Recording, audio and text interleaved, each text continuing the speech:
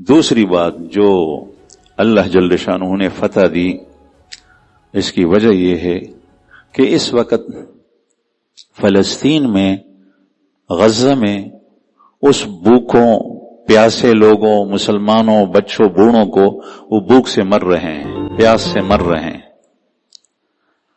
کھانے کی کوئی چیز نہیں مل رہی۔ 18,000 روپے 1 کلو آلو ہے، 18,000 روپے پاکستانی۔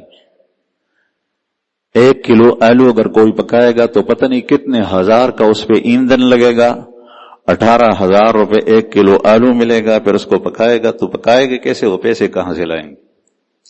اس لیے کہ بارڈر بند ہیں اور یہ چیزیں بھی نہیں ملتی، اس وجہ سے بھی یہ سادہ کھانا بھی نہیں ملتا، بھوک کی وجہ سے لوگ مر رہے ہیں۔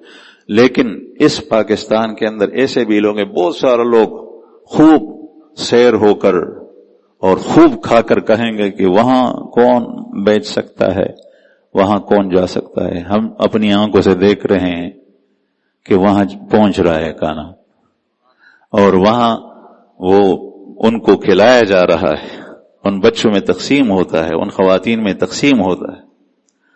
اور یہی وجہ ہے پورے پاکستان سے الحمدللہ مختلف لوگ کام کر رہے ہیں، کچھ خفیہ، کچھ دکھا نہیں رہے کون ہے پیچھے کون نہیں ہے، یہاں تک کہ فلسطینیوں کی نظر، غزہ کے کمزور ضعیف مظلومین مستضعفین کی نظر اس وقت پاکستان پہ لگی ہے، اور اس جنگ کے دوران ان کی دعائیں آپ کے ساتھ تھی۔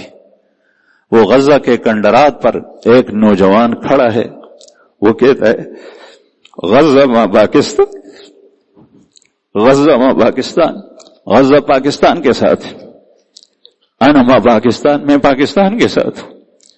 وہ ریت کے اندر دریا کے کنارے بھوک و پیاس کی حالت میں پاکستان کا جھنڈا بنا رہا ہے، اس کے پاس گھر نہیں ہے، اس کے گھر میں شہید ہوئے ہیں۔ وہ کیوں کر رہے ہیں؟ ان کو پتہ ہے کہ اس وقت انسانوں کے اندر اگر کوئی ہماری پشپناہی کر رہا ہے، ہماری پیٹھ کے اوپر کسی کا ہاتھ ہے تو وہ پاکستان ہے۔ اب اس میں ایسی حالت میں ایک بیوہ، ایک عورت، ایک بچہ، ایک نوجوان دعا کرے تو وہ دعا پوری قوم کو لگتی ہے۔ وہ کسی ایک نے بھیجا ہے وہ مدد، لیکن وہ مدد، اس کا ثمرہ، وہ شخص پاکستان میں جی رہا ہے، اس کا ثمرہ پورے ملک کو ہوتا ہے۔ تو یہ غائبانہ مدد ہے اللہ جل شانہ کی جو ان کی وجہ سے ہوتا ہے۔